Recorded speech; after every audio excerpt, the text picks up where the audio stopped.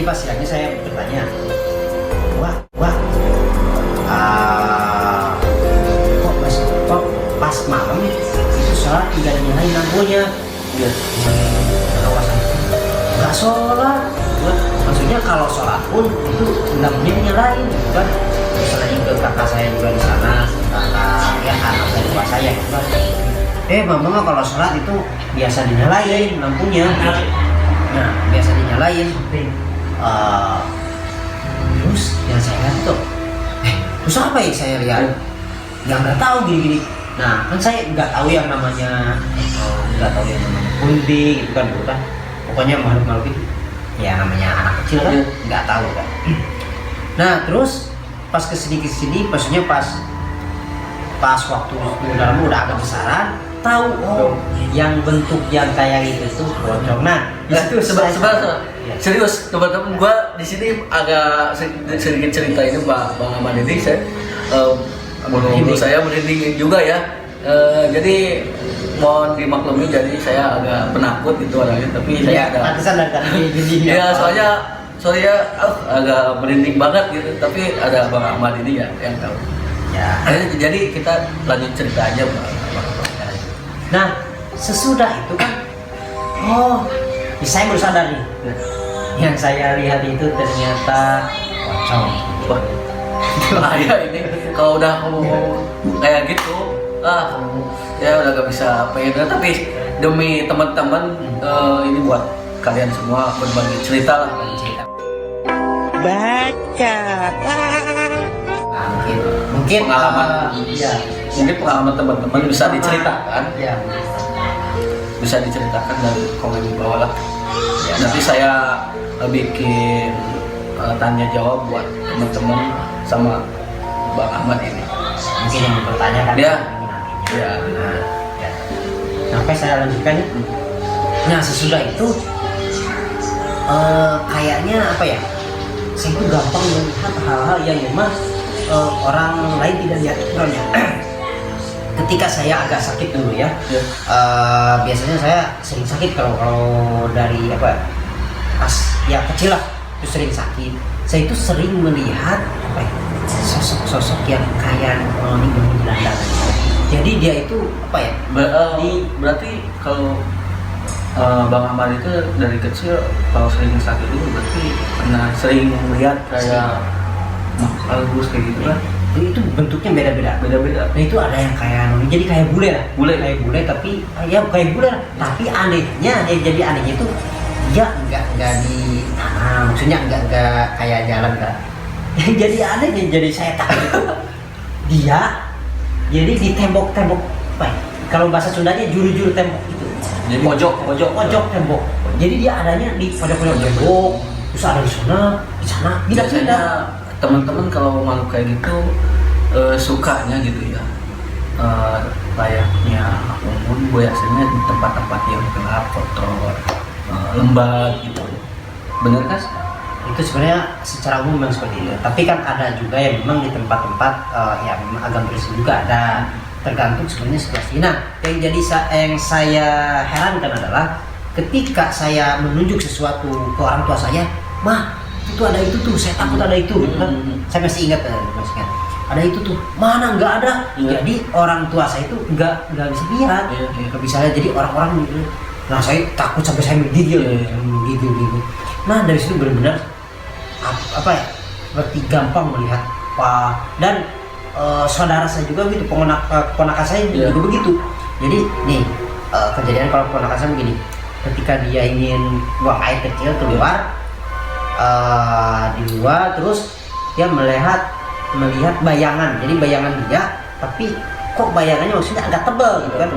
Nah, pas dia buang air kecil, bayangannya lari sendiri kan. Otomatis takut kan, langsung saya gini ada gini. Nah, pas diceritakan di mana ininya, nah di sini. Ya itu sudah sebenarnya tidak aneh karena itu di samping rumah saya. Nah, dari dulu juga saya dengar bahwa di rumah saya itu memang kalau ada budak hitam itu, maksudnya ada anak kecil budak kayak mungkin kayak apa, tapi waktu itu penghuni dulu di rumah saya. Waktu rumah saya masih seperti itu. Tapi sekarang bukan. Nah itu di situ ada batu apa ya, banyak, maksudnya ada minyaknya. Nah jadi pengalaman saya melihat seperti itu memang kalau dari kecil udah terbiasa ya. Iya, dari mulai kalau saya bilangnya kuntilanak, kalau yang saya bilang apa ya, hal-hal yang dari mendengar atau melihat ya, seperti kalau saya bilang jin. Jadi yang wah, besar banget dia, tapi dia itu berbentuk awan, tapi menggumpal, besar banget. Nah itu ya. Tebal berarti ya. Tebal. Jadi gini teman-teman, seperti jadi saudara Bang Ahmad ini dulunya waktu umuran sekitar 19 tahun, Bang Ahmad ini pernah pesatnya, benar kan? Benar. Jadi sedikit punya ilmu lah tentang punya ilmu agama. Saya lebih pengen mensupport Bang Ahmad di channel ini, dan sebenarnya sih saya pengen mengakhiri video ini. Saya udah gak tahan gitu dengan cerita Bang Ahmad ini, udah merinding duluan gitu. Jadi gimana ya, saya gini Bang Ahmad ya, saya juga pernah dengar gitu ya, waktu kecil saya sih tidur di ruang tamu, tidur lelap banget. Jadi bangun subuh. Nah saya dengar dengan suara tangisan. Nah jadi yang penasaran tangisan seperti cewek, tapi bukan kayak cewek dewasa layak umum. Jadi kayak anak kecil. Apakah Bang Ahmad pernah sama dengan saya mendengar suara Seperti tangisan saya sendiri. ya tangisan, tapi Suaranya kecil. Kecil kayak anak-anak sih. Biasanya kan ada suara ketawa yang ya suara dewasa gitu kan. Tapi ini saya pas bangun suaranya tuh kayak anak kecil lagi nangis.